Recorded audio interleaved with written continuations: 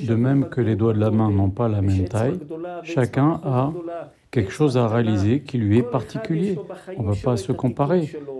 Quelqu'un qui est Talmid Chacham, sa mission, il est d'enseigner. Hachem lui a donné facilité pour apprendre la Torah. Sa mission maintenant, c'est d'enseigner. Quelqu'un qui est riche, sa mission, c'est de donner beaucoup de tzedaka. Certainement qu'il a des choses à réparer par rapport à une vie précédente.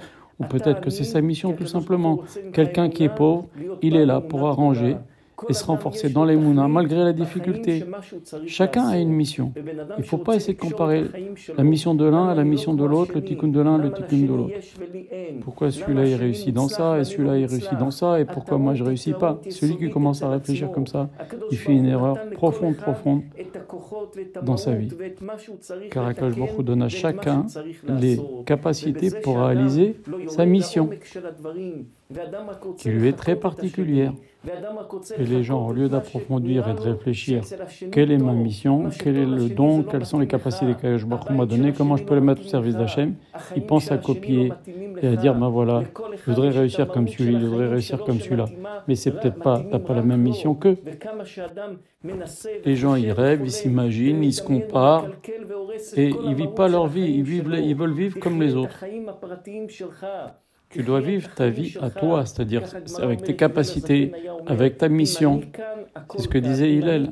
Hillel disait, si je suis là, tout est là. Ça veut dire, qu'est-ce que ça veut dire? Ça veut dire que si moi je fais ce pourquoi je suis venu sur Terre, j'arrive à réfléchir profondément sur quoi je suis venu sur Terre, quelle est ma mission, quelle est la facilité, quelles sont les choses qu'Akadosh Baruch Hu m'a donné pour me réaliser, et si je l'ai fait, tout est là, tout est bien, tout est bien en place.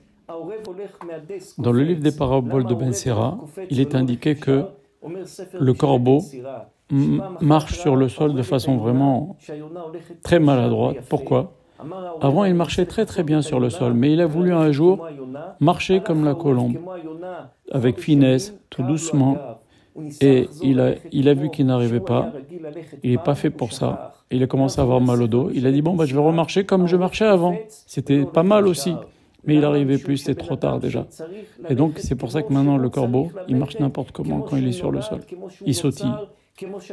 Dès qu'une personne commence à vouloir copier, regarder ce que font les uns, les autres, et vouloir faire pareil, alors c'est peut-être pas adapté pour eux, il massacre sa vie. Et il se rend malheureux. Pourquoi? Parce qu'il n'est pas à sa place. Tout ça parce que la vision de sa vie, elle est complètement erronée. Il se dit pourquoi lui là et moi j'ai pas, pourquoi lui réussit dans ça et moi je réussis pas. Et ça lui rend il se rend la vie amère tout seul.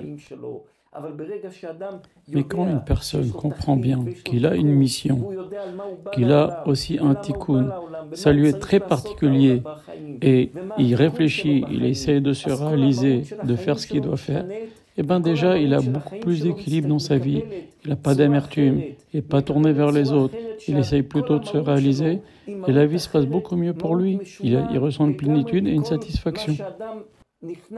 Et il a une certaine satisfaction de sa vie grâce à ça.